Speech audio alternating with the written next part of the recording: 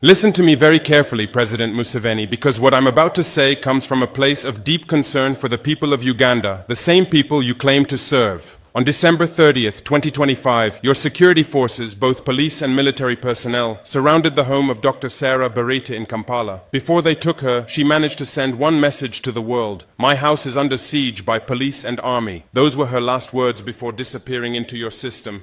And now, as I speak, she sits in Luzira prison, denied bail, charged with what you call unlawful disclosure of voter data. But we both know what this really is. This is intimidation. This is suppression. This is the desperate act of a regime that fears the truth more than it fears anything else. Dr. Sarah Bireete is not a criminal. She is a constitutional lawyer, a human rights defender, the executive director of the Center for Constitutional Governance. She is the chairperson of the East and Horn of Africa Election Observation Network, representing 8 countries in our region. She serves on the global network of domestic election monitors. This woman has dedicated her entire professional life to protecting democracy, to defending the rule of law, to ensuring that elections have integrity. And for this, you have thrown her in prison. For this, you have made her an enemy of the state. Let me ask you something, Museveni. What are you so afraid of? What threat does this one woman pose to your 40 years of power that you need both police and army to arrest her? The charges are laughable if they weren't so tragic. They claim she unlawfully obtained or disclosed National Voters Register information between January and December of this year, information that belongs to the Electoral Commission. They say she did this without authorization, without consent. But here's what they won't tell you. Dr. Bireete's entire job, her entire mission, has been to monitor elections, to observe electoral processes, to ensure transparency. That's what election observers do.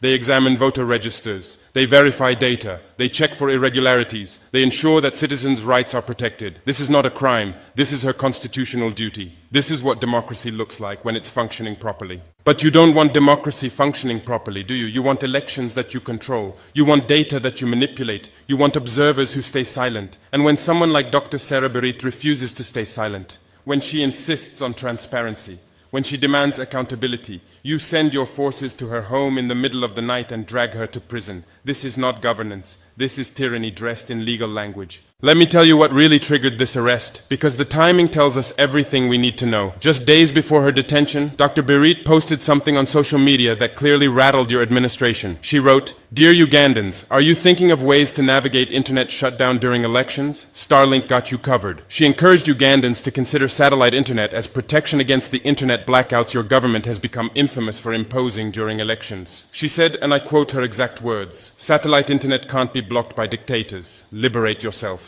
That's what this is really about, isn't it? She exposed your plan. She gave people a solution to your censorship. She showed Ugandans that your control isn't